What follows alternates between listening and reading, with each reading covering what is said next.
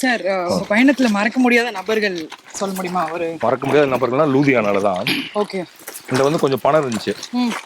நான் என்ன பண்ணேன், ஒரு போய் அங்க லூதியானால உசைரி இந்த என்ன சொல்றது ஸ்வெட்டர்ஸ் இதெல்லாம் ஃபேமஸ்.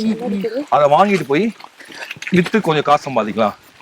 நான் லூதியானாக்கு எப்படி போறேன்னா, டெல்லியில இருந்து லூதியானா போறேன். பயங்கர குளிர். ஓகே. அப்போ ஒரு சிங் வந்தாரு. அது இவ்வளவு பெருசா இருக்கும். பிளாங்கெட் கிடையாது, ஒரு பேர் மறந்துருச்சு எனக்கு. இப்போ அது அதை கொடுத்தாரு எனக்கு போத்திக்கிறதுக்கு. ஸோ இறங்கணும் நடுராத்திரி 3 மணி அந்த மாதிரி. அவருக்கு ஒரு மாதிரி இங்கிலீஷ் தெரியும், எனக்கு அதை விட கம்மியா இங்கிலீஷ் தெரியும். எங்க போறீங்கன்னு கேட்டாரு. I don't know, I came for business அப்படி ஏதோ சொன்னேன். அவர் அவங்க வீட்டுக்கு கூட்டு போயிட்டாரு. ஸோ அவங்க வீட்டுல தான் நான் 5 நாள் தங்கியிருந்தேன். அவரும் ஒரு ஒசேரி ஷாப் வச்சிருக்காரு, அங்க வாங்கிக்கோங்கன்னாரு. நான் அவர் கடையை காட்டினாரு, எனக்கு அங்க எதுவும் பிடிக்கல. நான் போய் பக்கத்துல எனக்கு அப்போ அவ்வளவு கூட அறிவு ஒருத்தர் நம்மளை தங்க வச்சிருக்காரு, அவர் கடையில வாங்கணும் அப்படிங்கிற அளவுக்கு கூட எனக்கு அவ்வளோலாம் தெரியாது நம்மளுக்கு ஒன்றும். அப்போ நான் ஒரு 4-5 கடை அப்படியே நடந்து போயிட்டு கொஞ்சம் வாங்கிட்டு ஒரு ரிக்ஷா அதை எடுத்துட்டு வந்துட்டு அவங்க வீட்டில் இருக்கேன். வந்து கொஞ்ச நேரம் கழிச்சு பார்த்தா பர்ஸை காணும்.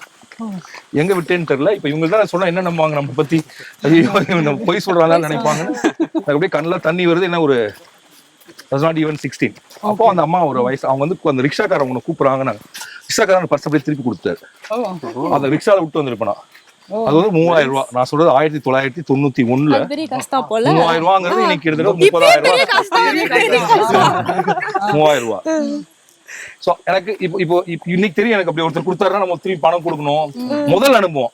எனக்கு தேங்க்ஸ் கூட அப்படியே நான் ஒரு மாதிரி திகச்சு போய் நின்ட்டேன். அவர் போயிட்டாரு. எனக்கு ரொம்ப நாள் தோணிட்டே இருக்கும், அவர் நம்ம ஒரு தேங்க்ஸ் கூட சொல்லியே கொடுத்ததுக்கு அன்பா திருப்பி எதுவுமே கொடுக்கலையேன்னு தோணும். பட் இந்த அவரை மட்டும் மறக்கவே முடியாது.